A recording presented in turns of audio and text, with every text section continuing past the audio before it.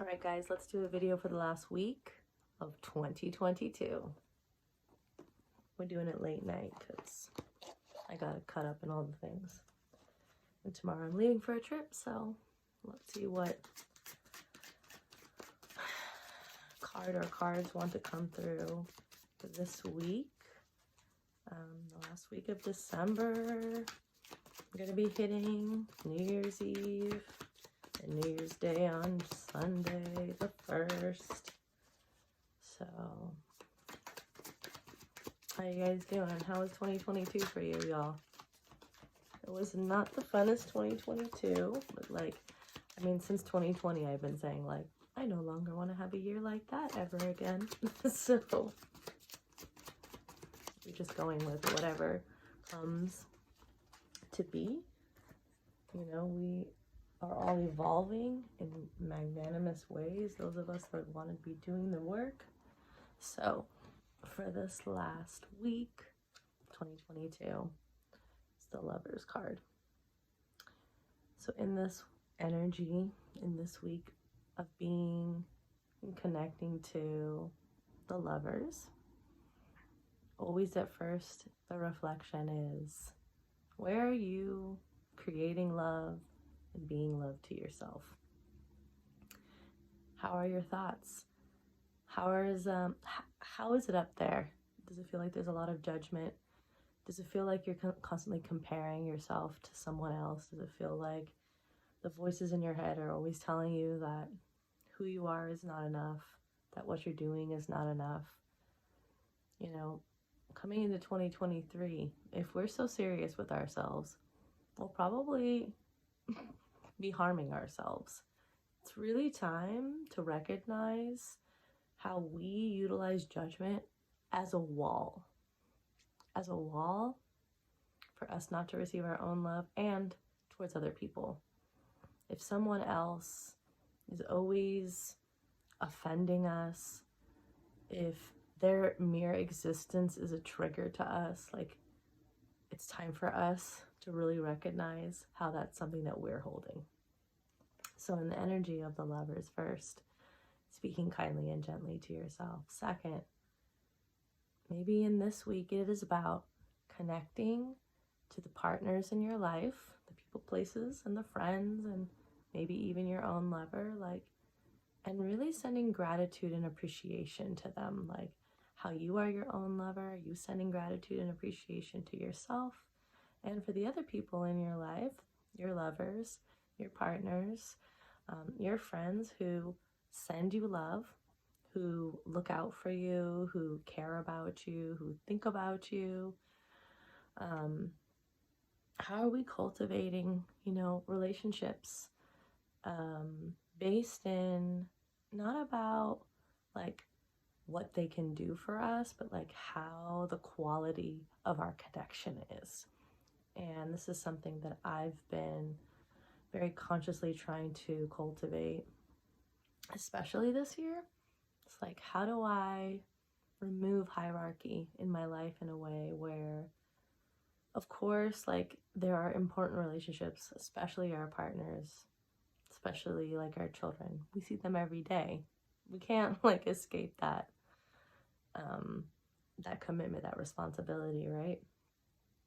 But how do we come to be in such a way where we recognize that our children, our lovers, our friends, individually are not here to meet all of our needs?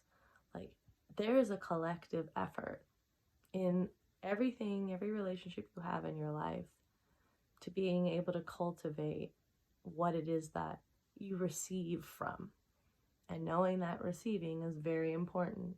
Recognizing where that wall, again, that wall of judgment, whether it's an expectation, whether we think something is good enough or not good enough to receive, whether we have a vision, we had a manifestation vision in our head, and then we're receiving it. We're receiving what the manifestation is, but it doesn't look like that vision. This is part of the trigger. The trick of manifestation is the universe isn't necessarily delivering it in the package that you thought it was going to be in. I've been listening to some spiritual teachers talking about 2023 being a year where a lot of us will be meeting, like, what is the idea around a divine partner, like the divine union, the feminine, masculine within each of us coming into union with the feminine, masculine of the perfect partner, right? The partner that we're meant to create with in this next manifestation of life, right? And in that space, in this space of the potential of the divine union, that is actually a potential of unity, of right relations within ourselves, like respect between the masculine and the feminine, and not a hierarchy. Like, we have lived, breathed, and suppressed ourselves, or been oppressed and been the oppressor in the space of the masculine and feminine gender, the opposition of those two things, and how in religious text, in cultural, standings and rules, the masculine is, because of the protector, the head of the household. They're here and they get more authority and more power. And then there was like the like dial going all the way to the feminine side, being like, fuck that. We are the ones that want to have the power and the prestige, and we'll do it all. Like, this idea around the feminine just being like so like it's unnecessary to have the masculine balance because she can do it all by herself. Well, let me tell you, as a woman, as a single mother, I don't want to have to do it all by myself. That doesn't necessarily mean that it's only the paradigm of me having a partner that's going to fulfill what I need. No, like, I want a whole village. Like, what I'm calling in the grandest scheme of things, is a community of people that all work together to meet the needs of everybody within the community. So it doesn't fall on, hey, this is my partner and I need them to meet my needs and they have to meet all of them because they're the only person in my life I can trust. They're the only person that I can receive from, because that's our contract as partners. Like, instead of that being the only way that we can manifest what we need and support, we can ask for support from a whole community of people, from a whole collection of souls that are ready to be in union now with their maybe divine twin or their divine partner, but also like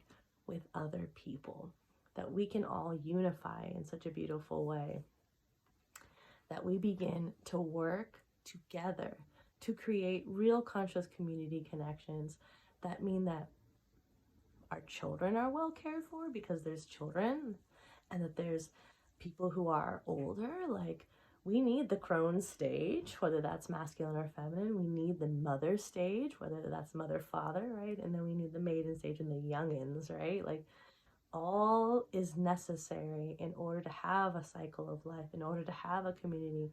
When we were prehistoric man, when we had communities, when we, as our evolution has been happening, there's always been a mix of everybody being in a like agreement to take care of everybody else. And the way that society and culture are built now is, especially, here in America, like, that is no longer the norm. That is no longer the way that we operate. And I really feel like that's a detriment. Like, everyone is so isolated. Everyone is so like made to be on their own. And I desire to be the person that creates more community, and look to 2023 as being, I haven't even announced this, so here we are. There'll be family yoga, there'll be a parent support group, there will be a conscious connection group starting next year. Of course, moon group is going to continue, the yin yoga will continue, and then look for other collaborations between me and other people, because, what I'm choosing to drive my energy and time and what feels like my purpose and my passion right now is to create conscious community connections and ability for you to do that, for you to plug into those things. To be in our healing, I think we well, at least for me, at least I come to recognize how important I need a community in order to heal fully. Because in relationship to people, places, and things, I heal. And I can do healing work by myself on my own, me with a client, or me as the client, right, with another person. But healing done when it is witnessed,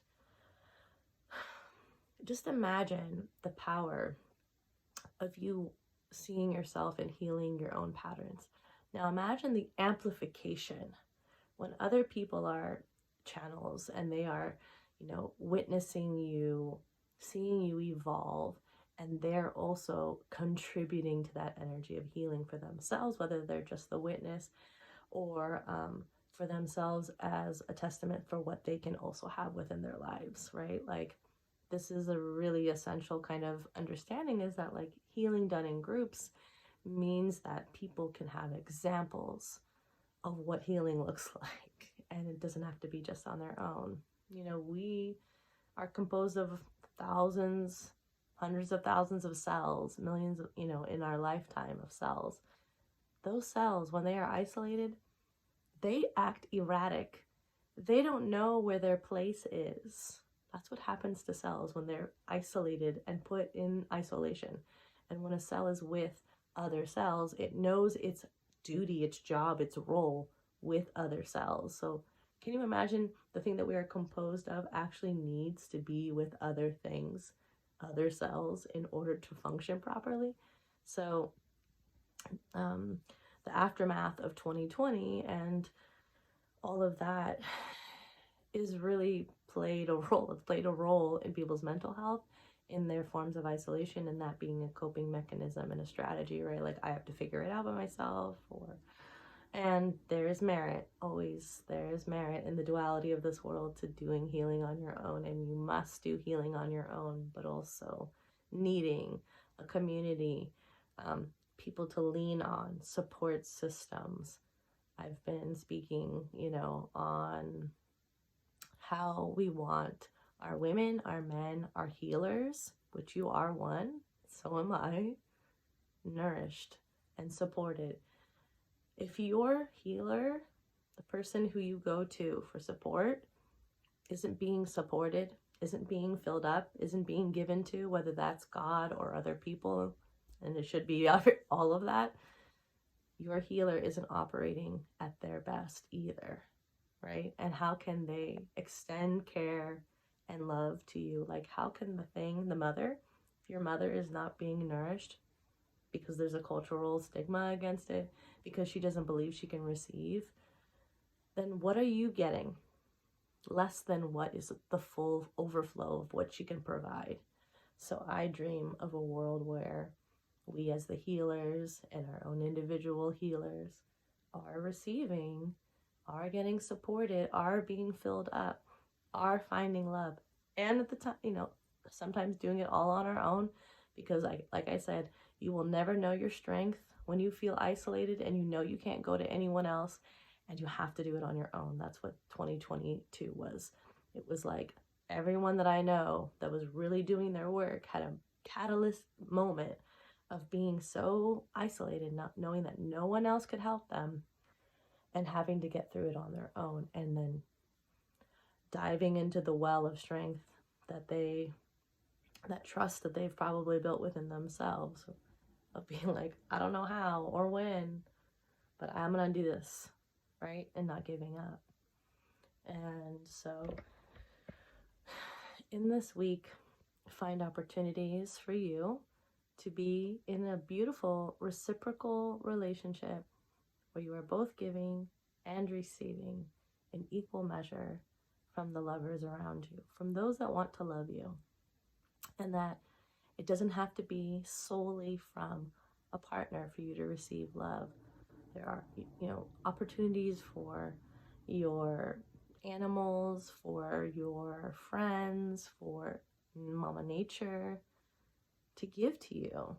And that may be a sunset, and that may be the cat crawling up in your lap and you giving it pets. You are receiving love. Sometimes it doesn't feel like it because there's a part of us that wants love in a certain way. But also know that that kind of love, you can have it. But when you get out of your own way of being like, I'm not receiving love, and you really are, and you start recognizing how much love you're getting, then you actually become more abundant to more love coming in. So